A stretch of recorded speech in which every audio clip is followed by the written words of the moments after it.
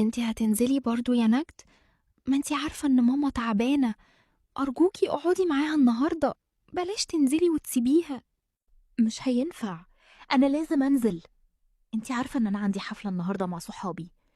خليكي انتي قاعده مع ماما، انتي كده كده القلب الحنين اصلا. هي أختك راحت فين يا أنين؟ هي نزلت برضو وسابتني؟ لا يا ماما، هي بس عندها شغل والمدير كلمها وكانت لازم تروح. هي مش هتتأخر. انا تعبانه قوي، قلبي تعبني قوي يا انين.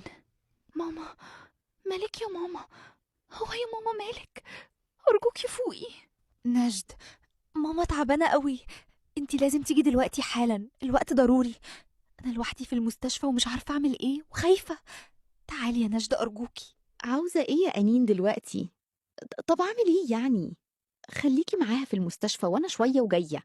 مش هعرف اجي دلوقتي قلتلك. طيب شوية كده وجاية. بقولك ايه يا ريهام، انا همشي. انا ماما تعبانه شويه. معقول يا نجد هتمشي دلوقتي بدري كده؟ طمنيني يا دكتور، ماما عامله ايه دلوقتي؟ مامتك للأسف كانت جاية حالتها صعبة، ومعرفتش نعمل لها حاجة، فالبقاء لله. خير يا انين، في ايه يا حبيبتي؟